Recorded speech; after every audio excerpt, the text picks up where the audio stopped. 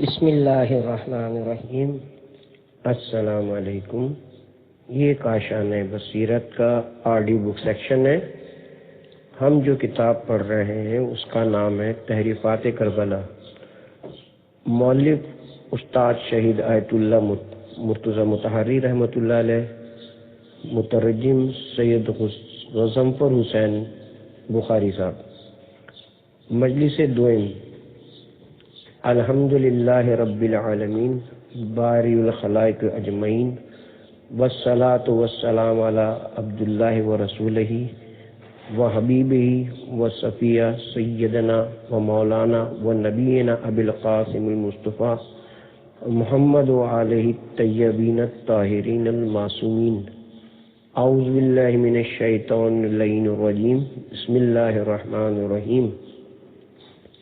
تحریف خواہ وہ لفظی ہو یا معنوی، نہ صرف اس عظیم ترین تاریخ سنت کو جو ہماری دینی و اخلاقی تربیت اور تعمیر کردار کا سب سے بڑا ذریعہ ہے، بے اثر یا کم اثر بنانے کا بنیادی سبب ہے، بلکہ بعض اوقات ہماری انسانی دینی اور اخلاقی اقدار کو مسخ کرنے اور ہمارے کردار کی شکست کا باعث بنتی ہے۔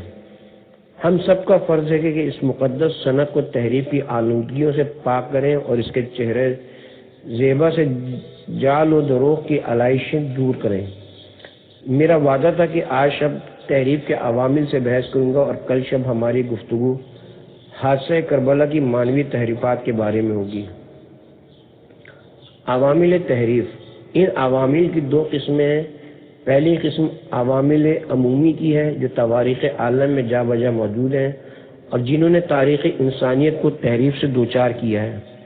اس عمومی تحریف میں عاشورہ کو کوئی خصوصیت نہیں، بلکہ ہر وہ واقعہ اس تحریف کے ذیل میں آتا ہے جو باہمی دشمنی وغیرہ کی بنا پر کسی قسم کی تحریف کا شکار ہوا ہو۔ دشمن اپنی معین و مخصوص اہداف کے حصول کے لیے یا متن تاریخ میں تبدیلیاں کرتا ہے اور پھر اس کی کوئی ایسی ناروا توجیہ کر دیتا ہے جو اس کی شخصی اغراض سے اہم آہنگ ہو۔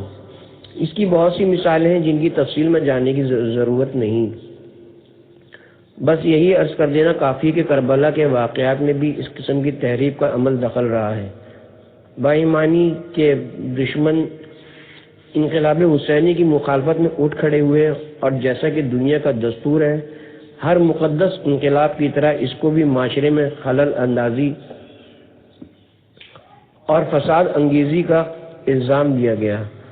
عمومی حکومت نے انقلاب حسینی کو یہ رنگ دینے میں ایڑی چوٹی کا زور لگایا اور پہلے ہی دن سے اس کے خلاف پروپیگنڈا شروع کر دیا۔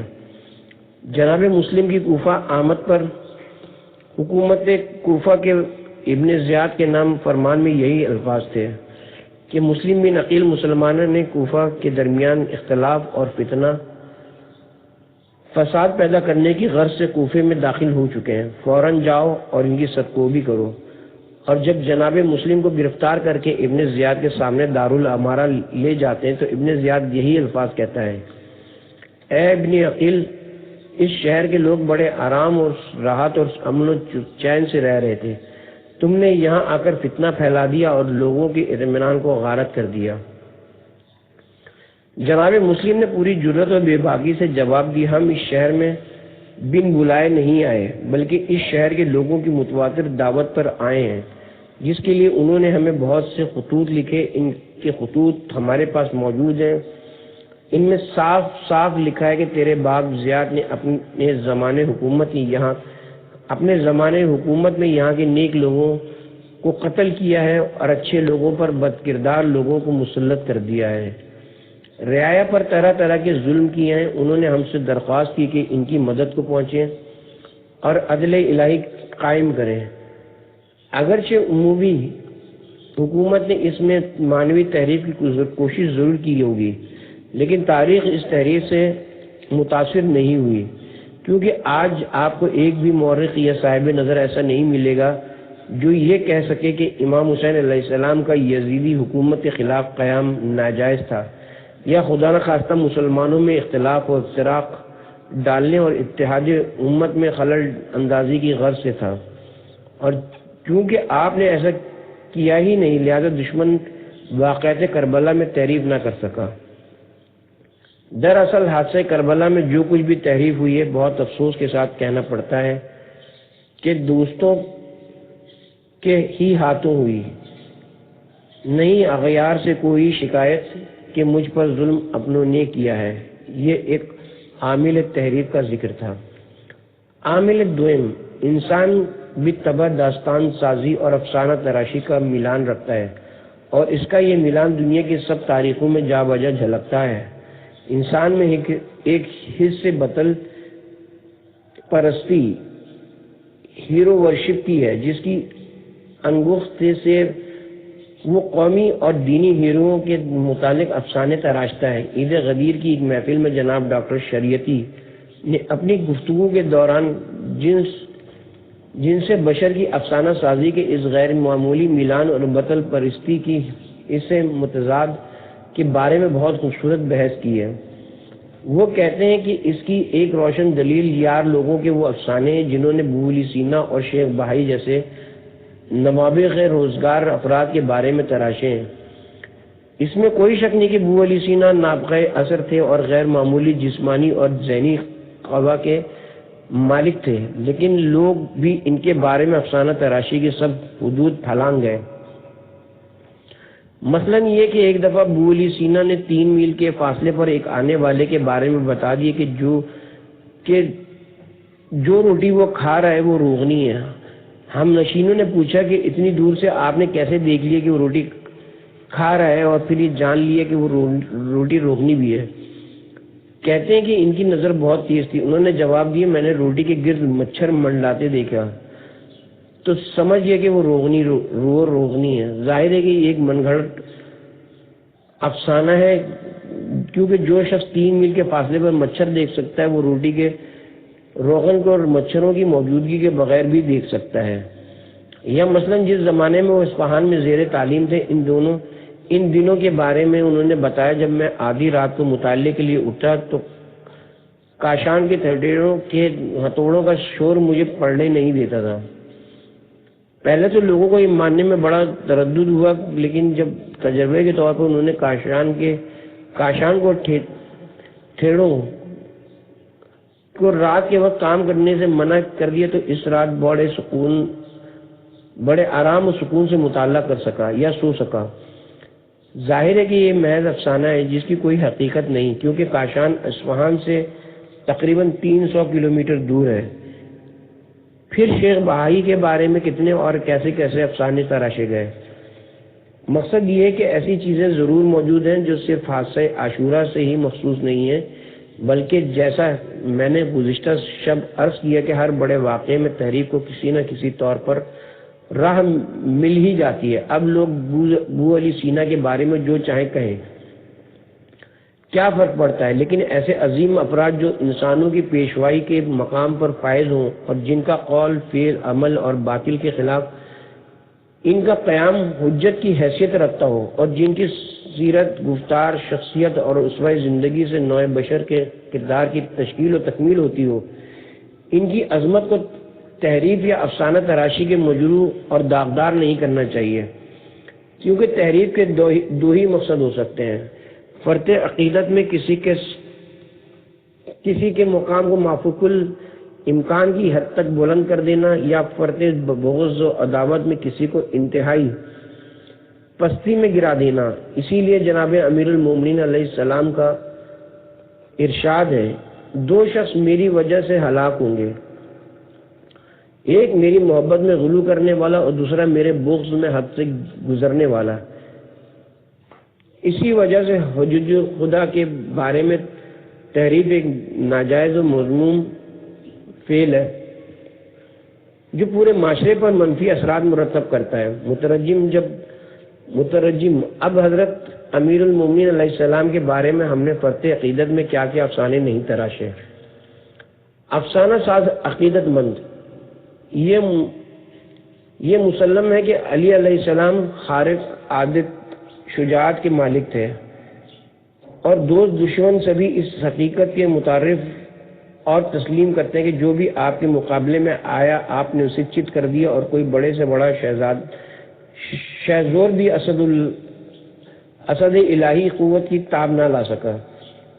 یہ یقیناً ایک فوق الفطرت خصیصہ ہے، لیکن ہر قوم کی تاریخ میں ایک ایسا انسان ضرور موجود ہوتا ہے جس کا میدان جنگ میں کوئی شخص حریف نہیں بن سکا، لیکن افسانہ تراش عقیدت مند اس پر قناعت نہیں کر سکے، اور آپ حضرات کو خوب معلوم ہے کہ اس بارے میں وہ کہاں تک پہنچے ہیں۔ مثلا جنگ خیبر میں جب آپ مرحب سے روبرو ہوئے، جو مورخین کے مطابق خود بھی غیر معمولی قوت و ہیبت رکھتا تھا، اب مورخین کا ہی بیان ہے کہ علی علیہ السلام نے اسے ایسی قاری ضرب لگائی کہ اس کو دو نیم کر دیا۔ اب اس دو نیم سے کیا مراد ہے؟ کیا وہ بالکل دو حصوں میں تقسیم ہو گیا تھا، یا کم و بیش مثلا سینہ تک یا کمر تک؟ لیکن یار لوگوں کے لیے اس لفظ نے میدان تحریف میں تباہ آزمائی کے جوہر دکھانے کے لیے ایک وسیع افق کھول دیا، اور نتیجتاً ایسے افسانے تخلیق ہوئے کہ جن پر کاتب تقدیر بھی خامہ دردہان ہے۔ مثلا جبرائیل علیہ السلام کو ارشاد خدا بندی ہوا، فوراً زمین پر میدان خیبر میں پہنچے، اور بیشتر اس کے علی کی تلوار مرب اور اس کے مرکب کو دو نیم کرتی ہوئی زمین تک پہنچے۔ اسے راستے ہی میں روک لو، کیونکہ آج ہم علی کے تیوروں میں غضبناکی کی وہ جھلک دیکھ رہے ہیں کہ عجب نہیں کہ ان کی تلوار زمین کو بھی دو نیم کر دے۔ تم اپنے بازو پر اس وار کو روکو، اور اسد اللہ کی تلوار نے اس صحت و ضبط سے مرب کے جسم کو دو نیم کیا کہ اگر ایک حصے کو ترازو کے ایک پلڑے میں اور دوسرے کو دوسرے پلڑے میں رکھا جاتا تو وزن مسکال بھر کی بھی کمی بیشی نہ ہو نکلتی۔ نیز اس زمین شگاف وار کو روکنے کی کوشش میں جبرائیل علیہ السلام کا ایک پر زخمی ہو گیا، جس کی وجہ سے روح الامین پورے 40 روز وہی برداری کے فرائض انجام نہ دے سکے، اور زخم مندمل ہونے تک زمین پر ہی رہے، اور 40 روز کی بے اطلاع غیر حاضری کے بعد جب حضور خداوندی میں پہنچے تو جواب طلبی ہو گئی۔ عرض کیا الہ العالمین ماموریت پر تھا، آپ ہی نے تو بھیجا تھا، ٹھیک ہے لیکن جلدی واپس کیوں نہیں لوٹے؟ حضور علیہ السلام کی تلوار سے میرا پر کٹ گیا تھا، جس کی وجہ سے میں لمبی پرواز کے قابل نہ رہا تھا۔ زخم کے مندمل ہونے میں 40 روز لگ گئے، اور جو ہی زخم ٹھیک ہوا حاضر خدمت ہو گیا۔ ایک روایت کے مطابق آپ کی تلوار اتنی نرم، ملائم اور سہل العمل تھی کہ مرب کو اپنے جسم اور گھوڑے کے دو نیم ہونے کا احساس تک نہ ہوا، اور وہ یہ سمجھا کہ ذوالفقار کا وار خالی گیا۔ کہنے لگا علی بس اتنی ہی ہمت تھی، تمہاری وہ شہزوری کیا ہوئی؟ آپ نے فرمایا اب تو وار کر، لیکن جو ہی اس نے حرکت کی آدھا جسم اس طرف گر گیا اور آدھا اس طرف۔ حاجی نوری نے اپنی کتاب لولو والمرجان میں ایسے افسانوں پر خوب تنقید کی ہے۔ وہ کہتے ہیں جنگ صفین میں جناب ابو الفضل عباس کی شجاعت کے بارے میں ان لوگوں کا کہنا ہے، حالانکہ اس جنگ میں ان کی شرکت ثابت نہیں، اور اگر ہو بھی تو بھی ان کی عمر اس وقت صرف 15 سال تھی کہ حضرت عباس نے دشمن کے ایک سپاہی کو پکڑ کر ہوا میں اچھال دیا، پھر دوسرے کو، پھر تیسرے کو، پھر چوتھے کو، حتیٰ کہ 80 سپاہیوں کو اتنی تیزی سے فضا میں پھینکا کہ 80ویں سپاہی کے پھینکنے تک ابھی پہلا سپاہی بھی زمین پر واپس نہیں پہنچا تھا، اور پھر جب وہ یکے بعد دیگرے زمین پر گرنا شروع ہوئے تو زمین تک پہنچتے پہنچتے پچھلے شیر خدا کی تلوار سے ہر ایک کے دو ٹکڑے ہوتے گئے۔ حادثہ کربلا میں واقع ہونے والی تحریفات کا ایک حصہ قصہ سازیوں اور داستان تراشیوں کے نتیجے میں وجود میں آیا، جس میں خوب تحریف اور مسلسل تحریف ہوتی رہی۔ غالباً اسی وجہ سے یورپی مستشرقین کی تاریخ کے بارے میں خیال ہے کہ وہ بہت طویل اور مفصل ہے۔ مثلاً عقائد دربندی نے اسرار الشہادت میں افواج یزید کے بارے میں لکھا ہے کہ عمر 7 کا لشکر 6 لاکھ سواروں اور 10 لاکھ پیادوں پر مشتمل تھا، جو سب کے سب اہل کوفہ تھے۔ لیکن مقام فکر ہے کہ آخر کوفہ کتنا بڑا شہر تھا جس میں صرف فوجیوں کی تعداد 16 لاکھ تھی۔ یہ ایک نیا شہر تھا جس کی عمر 30 یا 35 سال سے زیادہ نہیں تھی۔ یہ شہر خلیفہ دوم حضرت عمر بن خطاب کے حکم سے ان کے عہد میں تعمیر ہوا اور اسے فوجی چھاؤنی قرار دیا گیا۔ کیونکہ اس وقت کی اسلامی دنیا کے تقریباً مرکز میں واقع تھا۔ رقبے کے لحاظ سے اس میں فوجی اور شہری ملا کر کل 80,000 یا زیادہ سے زیادہ 1,00,000 باشندوں کی گنجائش تھی۔ یہ کہ اس کی فوجی بیرکوں میں 16 لاکھ سپاہیوں کے رہنے کی گنجائش تھی، جو سارے کے سارے صرف 82 مجاہدین حسینی کے مقابلے میں کربلا کے میدان میں جھونک دیے گئے، اور ان میں سے 3 لاکھ سپاہی امام حسین علیہ السلام کے ہاتھوں فی النار ہوئے۔ نہ صرف یہ کہ عقل میں آنے والی بات نہیں، بلکہ خود اس واقعے کی عظمت و اہمیت کو بھی مجروح کرتی ہے۔ ایک شخص شہر ہرات کے بارے میں کہہ رہا تھا کہ ہرات کسی زمانے میں اتنا شہر تھا، اتنا بڑا کہ لوگوں نے کہا ہاں اتنا بڑا، کتنا بڑا؟ کہنے لگا اس وقت اس میں سری پائے بیچنے والے ایک چشم احمد 21,000 تھے۔ اب اندازہ فرمائے اس ہرات کی کل آبادی کیا تھی، اس میں کل کتنے سری پائے والے تھے، اور ان میں سے کتنوں کا نام احمد تھا، جس میں صرف ایک چشم احمدوں کی نفری 21,000 تھی۔ دیکھا آپ نے قصہ سازی کی اس میلان نے کیسے کیسے کام کیے ہیں۔ ہمیں ایک مقدس سند کو افسانہ تراشوں کے حوالے کرنے سے باز رہنا چاہیے، کیونکہ زیادہ حق سے منحرف لوگوں کی کمی نہیں۔ ہمارا فرض ہے کہ اپنی مقدس روایات کو افسانہ سازوں کے چنگل سے نجات دیں۔ اب ہرات کے بارے میں جو جی میں آئے کہیے، لیکن کربلا تو ہرات نہیں ہے، بلکہ تاریخ انسانی کا وہ عظیم واقعہ ہے جو ہمارے لیے ایک مکتب کی حیثیت رکھتا ہے، اور جسے زندہ رکھنے کے لیے ہر سال ہم اس کی یاد تازہ کرتے ہیں۔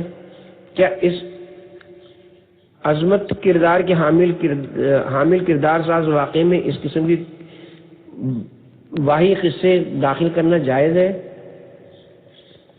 عامل سوئم۔ اب تک ہم تحریف کے 2 عوامل پر بحث کر چکے ہیں، جن میں سے ایک شخصی یا طائفی غراضوں اور دشمنوں کی عداوت ہے، جو انسانی تاریخ کا ایک مستقل باب ہے، جبکہ دوسرا زیب داستان کی طرح واقعات گھڑنے کا ہے، جو تاریخ اس عالم میں جا بجا جھلک رہا ہے۔ اب ہم تیسرے عامل تحریف کو زیر بحث لاتے ہیں، جو بالخصوص حادثہ کربلا سے تعلق رکھتا ہے اور اس عظیم حادثے میں تحریفات کا ذمہ دار ہے۔ پیشوان دین نبی علیہ السلام کے زمانے ہی سے، اور خصوصاً ائمہ اہل بیت علیہ السلام کے زمانے سے تاکید فرماتے آئے ہیں کہ حسین علیہ السلام ابن علی نام ہر قیمت پر زندہ رہنا چاہیے، جس کے لیے ضروری ہے کہ ہر سال آپ کے نام کی یاد تازہ کی جائے۔ یہ تاکید کیوں کی گئی؟ اسلام کا یہ کیا تقاضا ہے؟ ائمہ اطہار علیہ السلام نے کس لیے اس کے بارے میں خصوصی اہتمام فرمایا ہے؟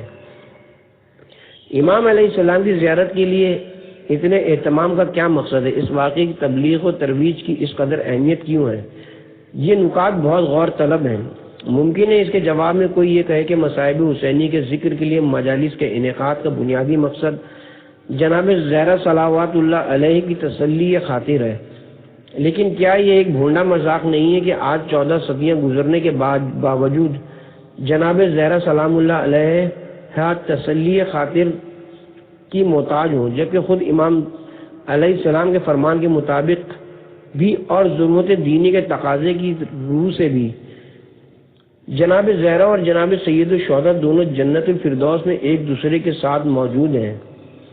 یہ کیا بات ہوئی؟ کیا جناب زہرا خدا نہ خواستہ خاکم بدن بچہ ہے کہ وہ 1400 سال گزرنے کے بعد آج بھی باوجود اس کے نور نظر آنکھوں کے سامنے موجود ہے، گریہ فرما رہی ہیں اور ہماری تسلیوں کی محتاج ہیں؟ یہی وہ باتیں جو دین کو خراب کرتی ہیں۔ امام مظلوم علیہ السلام نے اسلام میں مدرسہ عمل کی بنیاد رکھی۔ وہ مکتب کیا تھا اور اس کی تعلیم کیا اور کیسی تھی؟ اس موضوع پر تفصیلی گفتگو انشاءاللہ کل شب ہوگی۔ اب مجلس عزا کی اہمیت اور ضرورت کے بارے میں کچھ عرض کیا جاتا ہے۔ مجلس عزا کیوں؟ حسین علیہ السلام انقلاب اسلامی کا ایک عملی نمونہ ہے۔ ہم نے چاہا کہ حسین علیہ السلام زندہ رہیں اور کم از کم سال میں ایک بار اپنی تمام تر شیرین نگاہی، اعلیٰ ظرفی اور ولولہ انگیز شخصیت کے ساتھ ظاہر ہو اور پکار کر فرمائے، کیا تم نہیں دیکھتے کہ حق کو پس پشت ڈال دیا گیا ہے اور باطل سے نہیں کی جا رہی ہے؟ ہمیں خبردار فرما دیں کہ ننگ و عار کی زندگی سے موت بہتر ہے، اور کربلا کی طرف اپنے کوچ کا جواز یوں پیش فرمائیں، میری نظروں میں موت عزت و سعادت ہے، لیکن ظالموں کے ساتھ زندگی کا تصور بھی میرے لیے ہمت شکن ہے۔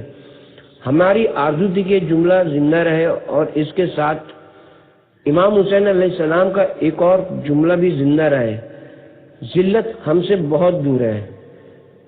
حسین علیہ السلام جیسا عظیم اور مردانہ صفات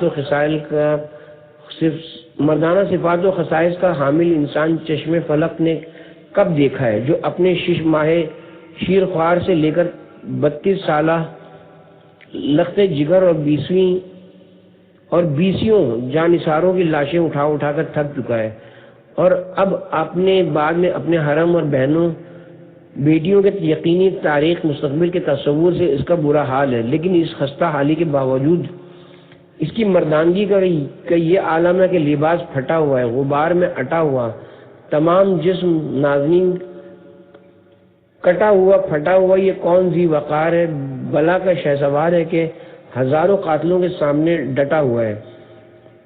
لشکر باطل کے 30,000 جنگ آزمودہ ظالموں کے مقابلے میں ایسا معلوم ہوتا ہے کہ شیر نیستان ہے جو 30,000 بھیڑیوں کے مقابلے میں کھڑا ہے، جس کی طرف نظر ڈالتا ہے اس کی نگاہ برق بار سے پتے پانی ہوئے جا رہے ہیں، اور جس دستے پر لپکتا ہے اس کے پرے الٹ کر رکھ دیتا ہے۔ یہ بالیقین حسین ہے، نبی کے دل کا چین ہے، علی کا ہے یہ لاڈلا۔ ہم نے چاہا کہ اس کا نظم العین زندہ رہے، اس کا مکتب زندہ رہے، اس کی تربیت زندہ رہے، اور اس کی عظیم روح اس قوم کے قالب میں رواں رہے، اور اس کے نورانی پرتو اسے ملت کے چہرے کے نقش و نگار میں آب و تاب اور خد و خال میں نکھار پیدا ہو۔ ہم نے چاہا کہ اس کا نورانی فلسفہ زندہ اور روشن رہے، اور کبھی اس میں حلال سے دو چار اور اس قوم کے تغافل کا شکار نہ ہو، کیونکہ ہماری زندگی، ہماری انسانیت، ہمارا شرف اس سے وابستہ ہے، اور اسلام کو اس کے وسیلے سے یقیناً زندہ رکھا جا سکتا ہے۔ لہٰذا ہم نے کوشش کی کہ مجلس عزا کو زندہ رکھا جائے۔ یہ ایک ناقابل تردید حقیقت ہے کہ عزائے امام مظلوم اپنے اندر ایک عظیم و مخصوص فلسفہ رکھتی ہے، اس کی بقا کے لیے جتنی بھی کوشش کی جائے کم ہے، بشرطے کہ اس کا ہدف معین و مشخص ہو۔ لیکن بہت افسوس سے کہنا پڑتا ہے کہ کچھ لوگوں نے یہ سمجھ لیا کہ لوگوں کو مکتب حسین سے آشنا کیے بغیر ہی ہم انہیں انقلاب حسینی میں کارفرما فلسفے سے واقف و متعارف اور مقام حسین سے شناسا کر سکیں گے۔ اس کا نتیجہ زیادہ سے زیادہ یہ ہوا کہ لوگ ہماری مجالس میں آئے بیٹھے اور مفہوم و نامشخص اور بے مقصد گریہ جاری کر کے چلتے بنے۔ اس سے ایک اہم نقطہ پیدا ہوتا ہے جسے حاجی نوری مرحوم نے لولو والمرجان میں حکایت کے طور پر ذکر کیا ہے۔ وہ لکھتے ہیں کہ کچھ لوگ میرے پاس آئے اور مجھ سے روزہ خوانی کی فرمائش کی، کیونکہ امام مظلوم پر گریہ کرنے کا بڑا ثواب ہے، اتنا بڑا کہ جس بھی وسیلے سے اس کے لیے استفادہ کیا جائے جائز ہے۔ توبہ فرمائیے کہ آج لوگ اس نظریے کے جواز میں مارکس اور لینن کے نظریے سے استدلال کرنے میں کوئی قباحت نہیں دیکھتے کہ وسیلے کے حسن و قبیح کا معیار ہدف ہے۔ اگر آپ کا ہدف درست ہے تو وسیلہ جو بھی اس کے حصول کے لیے اختیار کرے عین جائز اور درست ہے۔ میں نے عرض کیا جناب، ہمارے سامنے ایک بہت مقدس ہدف ہے، اور وہ یہ کہ امام مظلوم پر گریہ جاری کی جائے، لیکن اس کا فلسفہ کیا ہے؟ کہنے لگے ہمیں فلسفے سے کوئی کام نہیں، امام حسین پر رونا ایک نہایت ہی اچھا اور موجب ثواب عمل ہے۔ میں نے کہا ٹھیک ہے، ضرور رونا چاہیے اور خوب رونا چاہیے، اور اس کے لیے ہر جائز اور ناجائز وسیلہ اختیار کرنا بھی درستی ہوگا، کیونکہ آپ کے خیال کے مطابق اگر ہدف مقدس ہے تو اس کے لیے وسیلہ جو بھی جائز اور ناجائز اختیار کیا جائے جائز ہے۔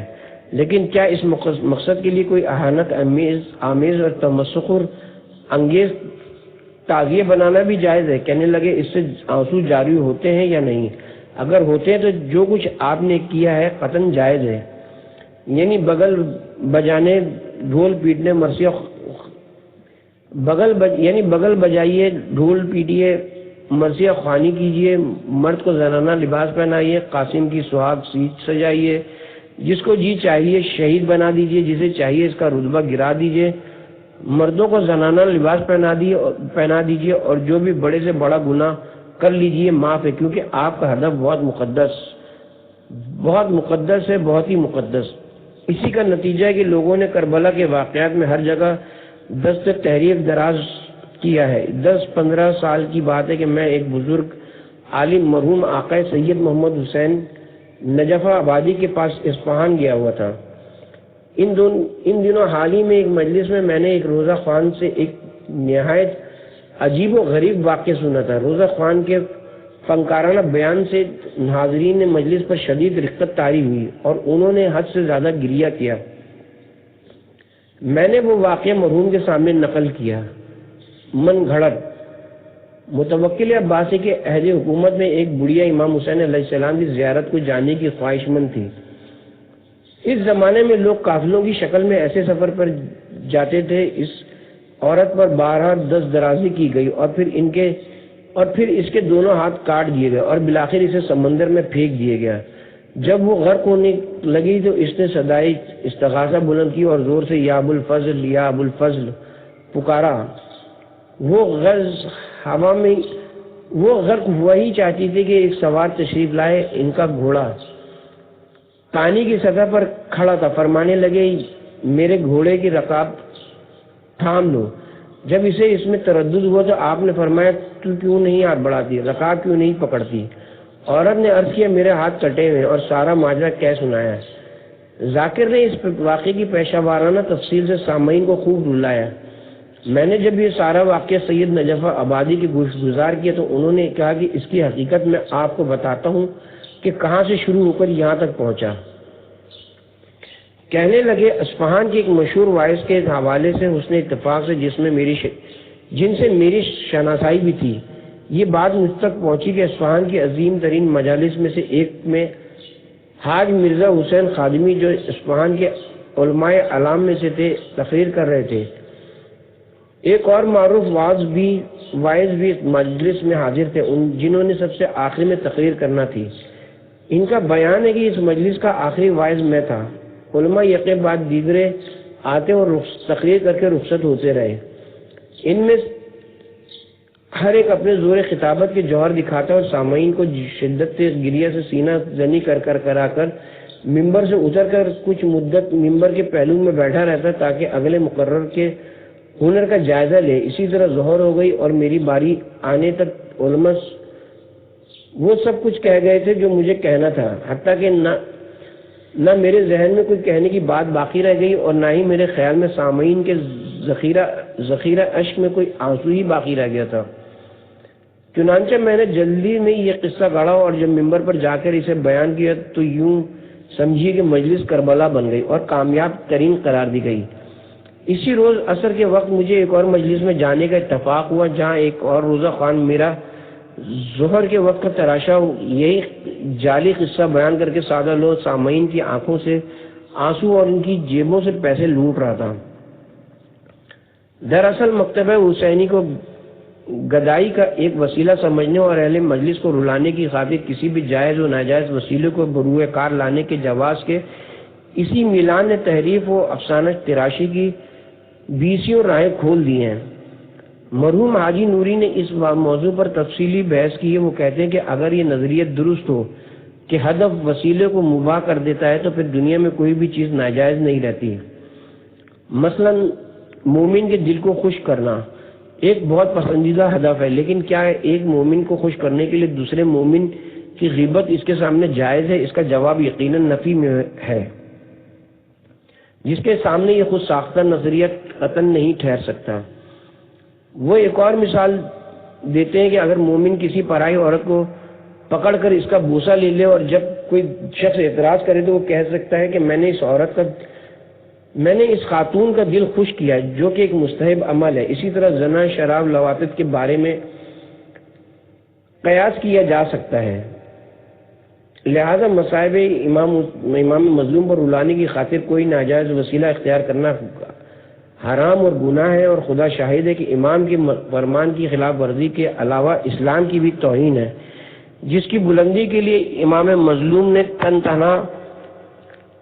تن من دھن کی بازی لگا دی اور 6 ماہ سے 32 سال تک کی عمر کے 18 پارے جگر اور 20 انصار اور جانثاروں کی قربانی اور خاندان رسالت کی بہو بیٹیوں کی اسیری اور قید و بند کو قبول اور برداشت کیا۔ رلانے کا عجیب طریقہ، گواہی دیتا ہوں کہ آپ نے نماز قائم کی، زکوٰۃ دی، نیکی کا حکم دیا اور بدی سے نہیں فرمائی۔ حاجی نوری اپنی کتاب لؤلؤ والمرجان میں ایک یزدی عالم کے متعلق لکھتے ہیں کہ انہوں نے مجھ سے بیان کیا کہ جوانی میں خراسان کے سفر کے دوران ایک ویرانے سے گزر رہا تھا جو نیشا پور اور تربت کے نزدیک ایک گاؤں سے ملحق تھا۔ میری چونکہ کسی سے واقفیت نہ تھی، اس لیے میں گاؤں کی مسجد میں چلا گیا جس میں کچھ اور لوگ بھی موجود تھے۔ تھوڑی دیر میں پیش نماز صاحب آ گئے اور ہم سب نے ان کی ابتدا میں نماز پڑھی، پھر وہ ممبر پر جا کر مجلس پڑھنے لگے۔ اتنے میں مسجد کا خادم آ گیا اور اس کی جھولی میں سنگریزے بھرے ہوئے تھے جو اس نے ممبر کے پاس رکھ دیے۔ میں بڑا حیران تھا کہ یہ کیا راز ہے۔ اتنے میں مولوی صاحب نے مناقب کے بعد مصائب کی طرف گریز کیا اور حکم دیا کہ سب چراغ اٹھا کر باہر لے جائیں۔ جو ہی مجلس گاہ تاریخ ہوئی، مولوی صاحب نے سامعین پر سنگ باری شروع کر دی۔ خندہ حاضرین کوئی ہائے میرا سر پکارا، کوئی ہائے میرا ہاتھ اور کوئی ہائے میرا سینہ کی فریاد کرنے لگا اور شور کا ایک طوفان مچ گیا۔ پتھر ختم ہونے کے بعد جب چراغ واپس اندر لائے گئے تو میں نے دیکھا کہ کسی کے سر سے خون بہ رہا ہے، کسی کا منہ سوجا ہوا ہے اور کسی کا ہاتھ زخمی ہے۔ سب زخمی روتے، چیختے اور آنسو بہاتے مسجد سے نکلنے لگے۔ میں نے مولوی صاحب کا پیچھا کیا اور تھوڑے سے فاصلے پر انہیں جا لیا اور ان سے اس عجیب و غریب تصرف کا سبب دریافت کیا۔ فرمانے لگے، میں نے ان لوگوں کا ہر طرح آزمایا لیکن یہ مصائب کی کسی بھی سخت سے سخت بیان سے متاثر نہ ہوتے تھے، لیکن چونکہ غم امام مظلوم میں آنسو بہانا بڑا ثواب کا کام ہے جس سے نہ رونے والا محروم رہتا ہے، لہذا جب یہ لوگ کسی اور تدبیر سے نہ روئے تو میں نے گریہ پیدا کرنے کے لیے یہ طریقہ اختیار کیا، اور چونکہ ہدف وسیلے کو مباح کرتا ہے اس لیے اگرچہ یہ وسیلہ کوئی ثقافت کا پہلو لیے ہوئے تھا لیکن چونکہ اس کا ہدف مقدس تھا اس لیے یہ وسیلہ بھی درست اور جائز تھا۔ پس قضیہ کربلا میں ایک عامل خصوصی جس کا ان تحریفات اور قصہ سازیوں میں بہت دخل رہا ہے وہ یہی رونے رلانے والے کہ ثواب و جزا کا نظریہ ہے، اور جب ہم تاریخ کی ورق گردانی کرتے ہیں تو پتہ چلتا ہے کہ اس عامل نے حادثہ کربلا کے بارے میں جال و تراش کی کتنی راہیں کھولی ہیں۔ خدا کی قسم ہے کہ حاجی نوری نے بالکل صحیح فرمایا کہ اگر آج کوئی شخص حسین علیہ السلام پر ہونے والے مظالم پر گریہ کرنا چاہے تو اسے چاہیے کہ واقعہ کربلا کی تحریف پر ہوئے اور اس بارے میں من گھڑت قصوں، تراشیدہ داستانوں اور جھوٹے افسانوں پر روئے، کیونکہ اس سے بڑا ظلم آپ پر کربلا میں بھی نہیں ہوا، جس کی وجہ سے اقامت دین حنیف اور احیاء اقدار انسانی کے لیے آپ کی کوششوں اور قربانیوں کی عظمت متاثر اور اس عظیم واقعے کی افادیت ختم ہو رہی ہے۔ ملا حسین کاشفی کی کتاب روضہ شہداء کے بارے میں جس کا میں نے گزشتہ شب ذکر کیا، حاجی نوری فرماتے کہ جعفر جنی اور روسی قاسم کی داستانیں سب سے پہلے اسی کتاب میں ظاہر ہوئیں۔ میں نے اس کتاب کو مطالعہ نہیں کیا، میرا خیال تھا کہ اس میں اس قسم کے چند ہی واقعات ہوں گے۔ یہ کتاب فارسی میں اور 5 صدی قبل تالیف ہوئی تھی۔ ملا حسین کاشفی واعظ بھی تھا اور اتفاق سے صاحب علم بھی تھا۔ اس بے انصاف نے کئی کتابیں تصنیف کی۔ کلیلہ ودمینہ کے قصے کو اسی نے انوار سہلی کے نام سے فارسی میں منتقل کیا، اور اگرچہ اس میں بڑی عبارت آرائی کی ہے، لیکن کہنے والے کہتے ہیں کہ کلیلہ ومنا کو اس نے خراب کر دیا۔ بہرحال آدمی پڑھا لکھا تھا، لوگ اس کی روزہ شہداء کو پڑھتے ہیں، لیکن یہ معلوم نہیں کہ یہ شخص شیعہ تھا یا سنی، لیکن اپنی وہ قلمون فطرت کی وجہ سے جب شیعوں میں جاتا تو 100% شیعہ بن جاتا، اور جب سنیوں میں جاتا تو خود کو حنفی بتاتا۔ وطن معلوف اس کا بیقی کو سبزوار تھا۔ سبزوار شیعت کا مرکز رہا ہے اور اس کے باشندے بہت متعصب شیعہ ہیں۔ جب ملا کاشفی سبزواریوں کے درمیان ہوتا ہے تو خود کو 100% غالی شیعہ قرار ظاہر کرتا ہے، اور جب ہرات جاتا ہے تو جہاں اس کی بیوی کے بھائی یا ہمزلف مشہور صوفی شاعر عبدالرحمن جامی رہتے تھے تو پھر سنی ہو جاتا ہے، لیکن شواہد سے ثابت ہوتا ہے کہ وہ بنیادی طور پر سنی ہی تھا، اور چونکہ وائز بھی تھا لہذا سبزواریوں کی مجلسوں میں روزہ خوانی بھی کرتا تھا۔ فارسی زبان میں مرثیہ میں لکھے جانے والی سب سے پہلی کتاب روزہ شہداء اسی شخص کی تالیف ہے۔ کاشفی کی وفات 910 ہجری میں ہوئی۔ یہ کتاب اس نے 9ویں صدی کے اواخر یا 10ویں صدی کے اوائل میں تالیف کی۔ شیخ مفید نے کتاب ارشاد تحریر کی جو صحت سند کے لحاظ سے نظیر نہیں رکھتی۔ اگر ہم دریافت کے حقائق کے لیے اپنے شیخ مفید علیہ رحمہ کی اسی کتاب کی طرف رجوع کریں تو ہمیں کسی دوسری کتاب کی احتیاج محسوس نہ ہو۔ اہل سنت کے تاریخ نگاروں میں طبری، ابن اسیر یعقوبی، ابن عساکر وغیرہ مشہور ہیں، لیکن یہ بے انصاف ملا کاشفی عجیب شخص ہے جس نے اپنی نام نہاد تاریخ میں اصحاب امام علیہ السلام کی فہرست میں ایسے نام بھی تحریر کر دیے جن کا سرے سے کوئی وجود ہی نہیں، ثابت ہی نہیں۔ اسی طرح دشمنوں میں بھی اس نے ایسے نام گنوائے جو کہیں موجود نہ تھے۔ اسی طرح اس نے تاریخ کو افسانہ بنا دیا ہے۔ اب چونکہ فارسی زبان میں تالیف ہونے والی پہلی تاریخ نما کتاب تھی، لہذا ان لوگوں نے جو اہل علم نہ تھے عربی زبان بھی نہیں جانتے تھے، اسے غنیمت جانا اور اسی میں سے واقعات کربلا کو مجالس اعظم میں پڑھنا شروع کر دیا، جو آج ہم مجلس خوانی کو روزہ خوانی کہتے ہیں۔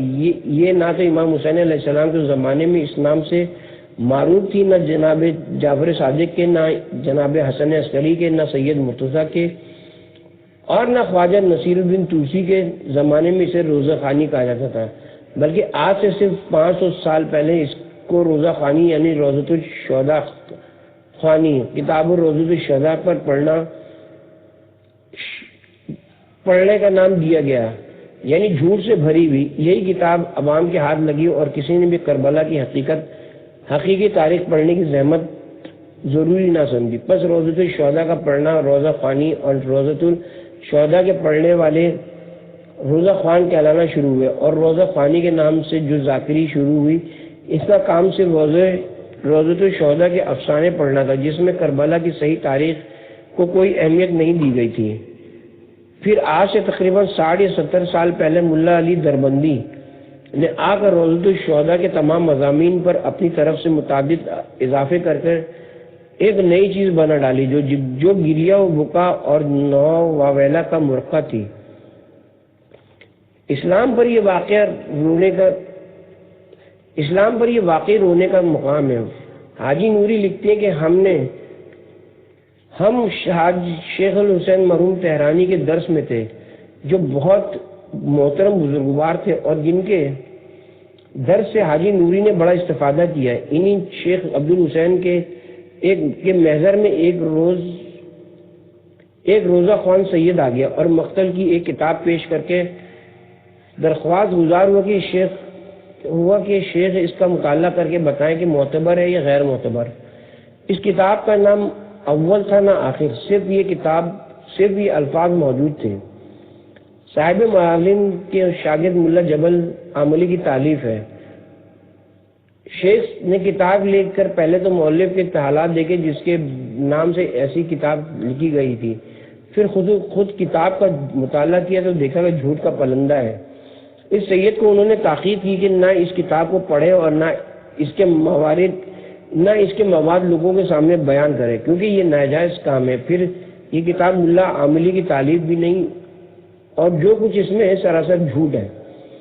حاجی نوری لکھتے ہیں کہ یہ کتاب صاحب اسرار شہادت کے ہاتھ لگ گئی اور انہوں نے اسے شروع سے آخر تک نقل کر دیا۔ ایک حکایت یہاں بیان کی جاتی ہے جو کافی اثر آفرین ہے۔ ایک شخص صاحب مقالہ آقائے محمد علی مرحوم کی خدمت میں، جو آقائے وحید بہائی کے صاحبزادے تھے، حاضر ہوا اور ان سے کہنے لگا، گزشتہ شب میں نے ایک بڑا وحشت ناک خواب دیکھا ہے جس کے تصور سے میرے رگ و پے میں لرزہ طاری ہے۔ انہوں نے اس خواب کی تفصیل پوچھی تو اس نے کہا کہ میں نے دیکھا کہ اپنے دانتوں سے سید الشہداء کی مبارک جسم مبارک سے گوشت نوچ رہا ہوں۔ یہ سن کر وہ لرز اٹھے اور سر جھکا کر بڑی گہری سوچ میں پڑ گئے۔ تھوڑی دیر کے بعد سر اٹھا کر انہوں نے اس سے کہا کہ تم روزہ خوان تو نہیں ہو؟ اس نے کہا جی ہاں روزہ خوانی ہوں۔ تو انہوں نے کہا یا تو آج سے روزہ خوانی کو بالکل چھوڑ دو یا معتبر تاریخوں سے واقعات نقل کیا کرو۔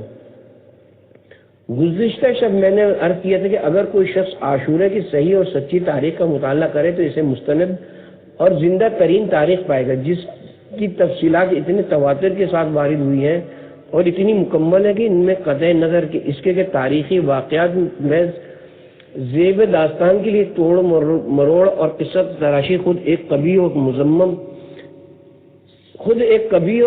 مذموم فعل ہے۔ جھوٹے اور جعلی اضافوں کی ضرورت نہیں، کیونکہ سچے واقعات تاریخ کربلا میں اتنے زیادہ اور پرتاثیر ہیں کہ امام مظلوم پر گریہ اور اس کے ثواب کی پوری ضمانت ان میں موجود ہے۔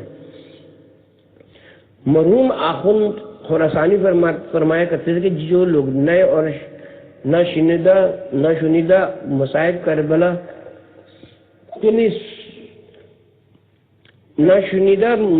کربلا سننے کے لیے آرزو مند رہتے تھے، انہیں چاہیے کہ جال و دروغ کے غبار میں چھپے ہوئے سچے اور حقیقی واقعات کو تاریخ کربلا میں تلاش کریں، کیونکہ وہ واقعی ناشندہ ہے۔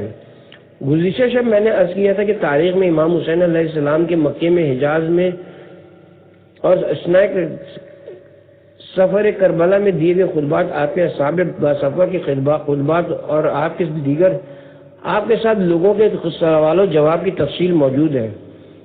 نیز اہل کوفہ اور یزیدی دشمنوں کے ساتھ آپ کی خطوں کی کتابت کی تفصیل کے علاوہ کربلا میں موجود حاضر چند دوست تو دشمن عینی شاہدوں کے بیانات بھی تاریخ میں محفوظ ہیں، جو مارکہ کربلا میں ہلاک یا شہید نہیں ہوئے بلکہ کسی نہ کسی صورت میں زندہ بچ گئے۔